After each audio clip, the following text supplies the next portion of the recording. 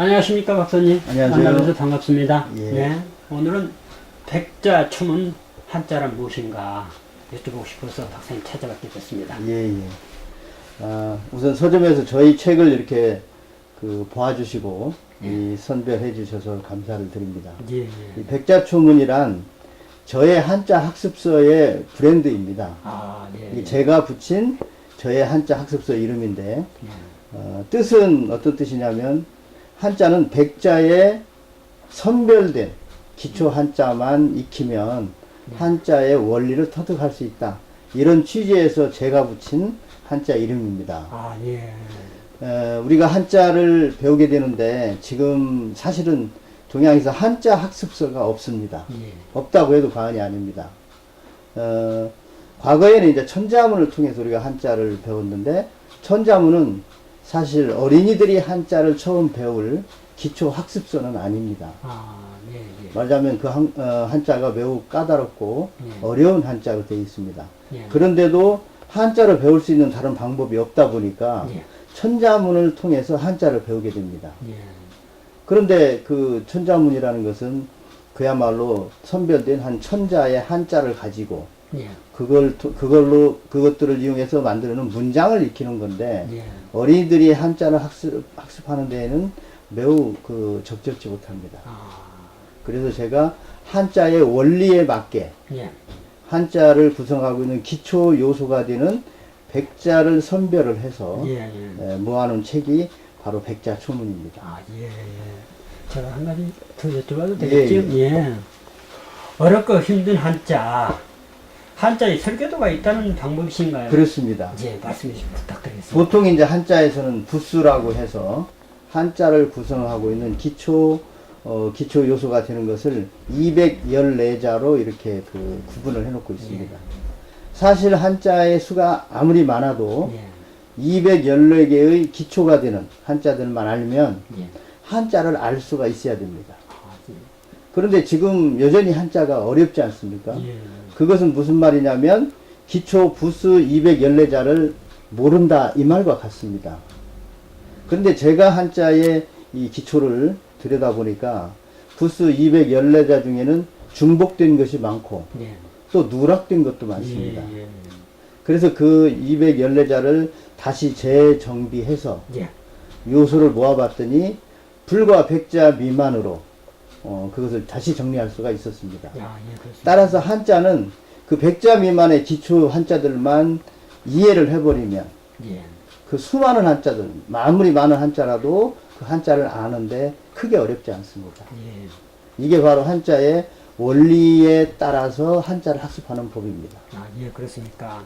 그리고 한자는 대부분 뜻글자라고 알고 있는데요. 예.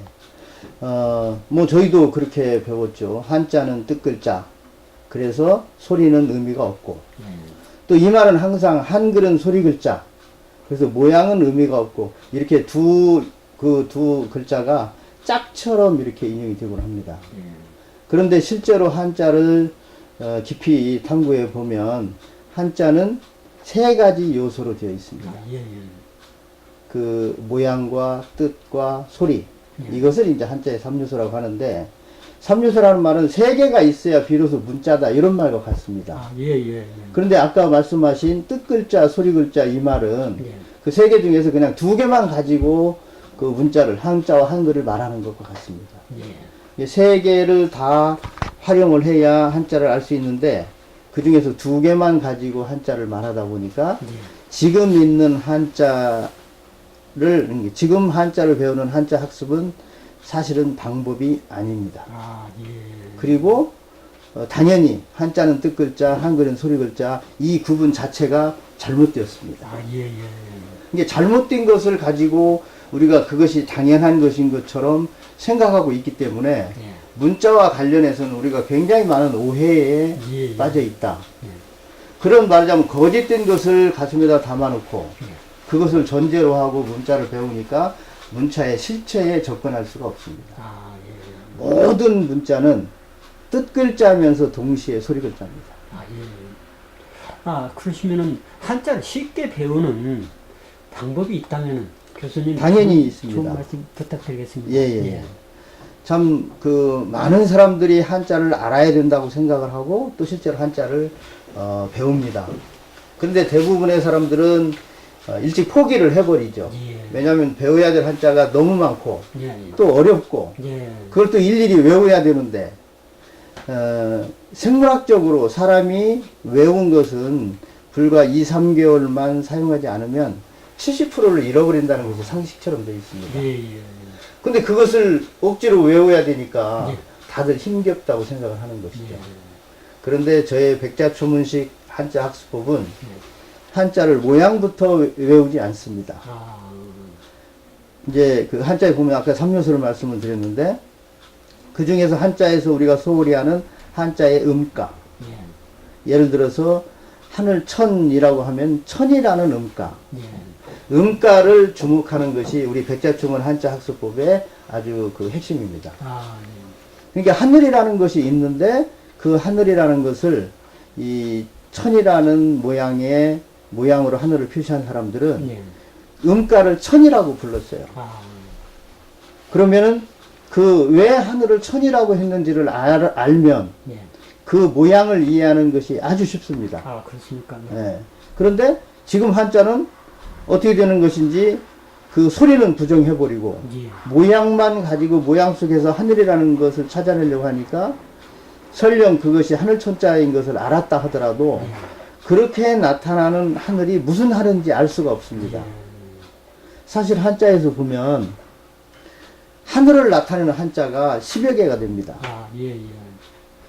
그러면 우리가 생각하는 하늘은 하나인데 왜 하늘을 나타내는 한자가 그렇게 여러 개 있겠어요? 예.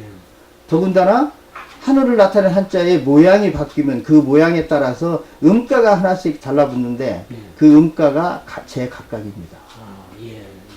하늘은 하나인데 왜 이렇게 이름이 여러 개 있을까요? 왜 하늘을 다르게 그 여러 가지로 부를까요? 예. 음가가 바뀔 때마다 나타내려고 하는 하늘의 형상, 모습, 의미가 다르기 때문에 그렇습니다. 예. 그러니까 나타내려고 하는 뜻이 무엇인가에 따라서 음가가 바뀝니다. 아, 예. 예를 하나 더 드려드리면 나무를 나타내는 한자가 두 개가 있습니다. 예. 나무 목이 있고 나무 수가 있습니다. 예. 자, 나무는 똑같이 나무인데 예. 왜 어떤 나무는 목이라고 하고 어떤 나무는 수라고 했을까요? 예. 글쎄요. 예. 우리 눈도 마찬가지입니다. 예. 우리 눈도 눈 목자가 있고 눈 안자가 있습니다. 예. 똑같이 눈을 나타내죠? 예. 근데 어떤 눈은 목이라고 하고 어떤 눈은 또 안이라고 해요. 예. 왜 그렇게 구분했을까요? 글쎄요. 예. 저같이 이렇게 잘 모르는 분들을 위해서 그렇습니다. 교수님께서 예. 직접 좀 예, 예. 이 독자분들의 이 시각을 좀 예, 예. 할 수 있도록 예, 예. 좀 잠시 네. 설명을 해도 되는지. 예, 예. 매우 아. 중요한 부분입니다. 예. 자, 나무가 있는데 또 나무를 나타내는 글자를 또 만들었다. 예. 이것은 무슨 뜻이냐면 나무에 대해서 나타내려고 하는 또 다른 의미가 생겼다는 것입니다. 예. 이게 나무 목자로는 다 감당할 수 없는 나무의 또 다른 측면이 표현해야 될 예. 또 다른 측면이 나타난 거예요. 예. 예. 그래서 그 부분을 나타내려다 보니까 이전 나무와 또 다른 예. 그 의미의 특성을 살려서 그 나무는 수라고 부릅니다. 예. 따라서 왜 어떤 한자를 이렇게 새로 만들었냐, 그것을 나타내는 그 만든 사람들의 의도를 읽어내는 방법이 왜 어떤 나무는 목이라고 부르느냐, 예. 왜 어떤 나무는 수라고 부르느냐, 예. 이것을 알아내는 겁니다. 아, 예, 예, 예. 이것을 알아내지 않고는 평생 한자를 가지고 한자를 풀어서 뭐 평생을 같이 해도 그 사람은 한자를 모르는 것과 같습니다. 그런데 한국 사람들은 얼마나 다행인지 예. 그 한자의 음가를 아는 방법이 한국 사람들의 생활 속에 가득 담겨 있어요. 아, 그렇습니까? 예. 단지 예를 들어서- 발견을 못했다는 것까. 그렇습니다. 아, 누구도 시도를 안 해본 거죠. 아, 예. 누구도 생각을 안 해본 거죠. 예. 이게 한자는 뜻글자니까 한자의 소리는 의미가 없다. 요 말에 현혹돼서 예. 한자의 음가를 주목한 사람이 거의 없습니다. 예. 한자의 음가를 주목하지 못하다 보니까 그 부분은 부정하게 되고, 근데 실제로 음가를 아는 것은 매우 까다로운 문제 중에 하나입니다. 그러니까 까다롭기 때문에 대부분의 사람들이 그냥 외면해버리는 거죠. 그리고 너도 모르고 나도 모르니까 그냥 모르고 지나가는 게 서로 편한 거죠. 오늘 참 깊은 뜻의 한자에 대해서 알게 됐습니다. 저희 사회자도. 그 부분이 그래서 자꾸 묻히면서 한자는 더욱 어렵게만 돼갑니다. 그런데 이제 다시 한자의 음가로 돌아와서 나무를 목이라고 하고 눈을 목이라고 하고 이렇게 그 두 개의 한자가 서로 각각 다르지만 음가에서는 똑같이 목이잖아요. 자, 그러면 그걸 왜 목이라고 했을까를 우리는 이제 생각을 해야 됩니다. 거기까지는 생각 못했죠. 못했는데 이제 한자 학습은 그렇게 바뀌어야 됩니다. 이게 한자를 보시거든. 예를 들어서 여기에 흰 백자가 앞에 있습니다. 그러면 이 글자를 보시거든 하얀 것을 왜 백이라고 했을까? 이렇게 생각을 하셔야 됩니다. 이게 이 모양을 보고 모양을 되게 익히려고 이제 먼저 이렇게 그 노력을 하는데 이제부터 우리 백자촌문식 한자 학습을 따라서 한자 학습은 이 모양을 먼저 익히려고 하지 말고 흰 것을 왜 백이라고 했을까를 먼저 생각해야 됩니다. 당연히 지금까지 그렇게 생각해 본 그 선례가 없기 때문에 알 수가 없습니다. 그렇죠. 알 수가 없어요. 하늘을 왜 천이라고 했는지, 땅을 왜 지라고 했는지, 누구도 알 수가 없습니다. 사람을 왜 인이라고 하는지. 그런데 그런 식으로 생각을 하다 보면, 이제 어떤 것들을 만나게 되냐면, 아까 말씀드린 나무를 목이라고 하고, 눈을 목이라고 하고, 그리고 그런 글자들을 볼 때, 나무를 왜 목이라고 했을까? 목이 뭘까? 이렇게 생각을 하는 순간에, 아, 우리 몸에도 목이 여러 개가 있구나. 이것을 아시게 됩니다. 우리 저기 바라이님 몸에도 목이 여러 개가 있죠. 저희들은 평상시에는 전혀 그런 생각을 못 하셨죠? 근데 이제 백자춤을 만나셨기 때문에, 이제부터 그게 가능하시고, 또 그렇게 하셔야 됩니다. 그러면 오늘부터. 저 같은 경우는 첫 발자국이네요. 오늘 첫 걸음을 이제 떼신 겁니다. 그런데 그렇게 알게 되면, 이 백자만 알아버리면 한자의 박사가 됩니다. 아, 그래요? 지금까지 한자를 모르셨더라도 조금도 염려하실 바가 없습니다. 저와 같이 그런 식으로 한자를 보기 시작하면 한자의 눈이 훤히 열려버립니다. 오늘 참 좋은 만남이네요. 아마 특별한 인연이라고 생각이 듭니다. 아까 그 목을 제가 조금 더 부연 설명을 해드리겠습니다. 우리 몸에도 목이 여러 개가 있습니다. 우선 이 부분을 우리가 목이라고 부르죠. 또 손에도 목이 있고 발에도 목이 있고 이 목을 가만히 한번 생각을 해보세요. 목의 의미가 뭘까? 우리 인체에서 목의 의미가 뭘까? 가만히 생각을 해보세요. 곰곰이. 영어에서 이 목을 뭐라고 하죠? 넥이라고 하지 않는데? 넥이라고 하는데 넥이라는 말에 숨은 의미가 있는데 그 의미는 커넥션, 연결이라는 뜻입니다. 우리말 목이 바로 연결이라는 뜻을 가지고 있습니다. 그래서 장사는 목이 좋아야 된다고 그러죠. 손님과 연결이 좋아야 된다 이런 뜻입니다. 그 다음에 우리 저희 동네에 가면 골목이 있죠. 그것도 목이잖아요. 집과 집을 연결하는 목이라는 뜻입니다. 자, 목이라는 우리말의 뜻이 연결이라는 의미를 가지고 있구나. 연결의 뜻이 있구나. 이것을 알아버리면 목으로 소리나는 한자들은 전부 연결이라는 것과 관계가 있습니다.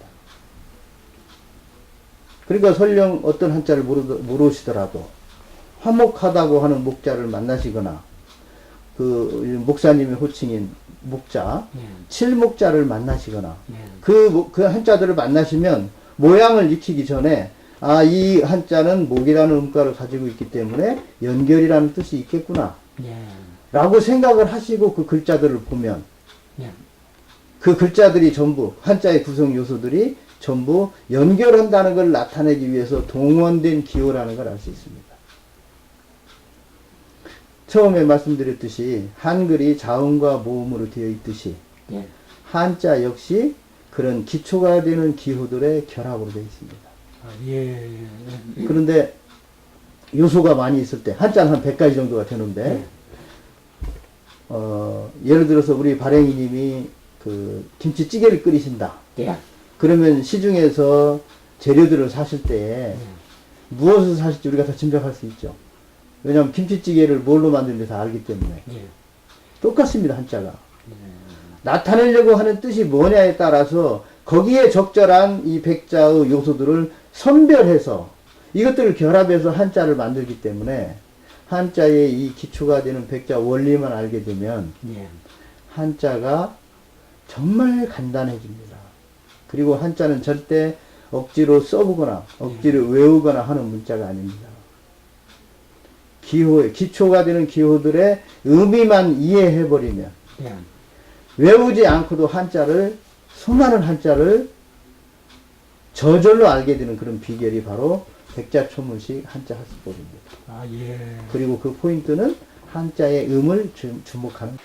오늘 박사님 귀한 시간 내주셔서 대단히 감사합니다. 아닙니다. 우리 제 백자초문 한자를 이렇게 설명할 수 있는 기회를 주셔서 정말 감사합니다. 고맙습니다. 감사합니다. 예.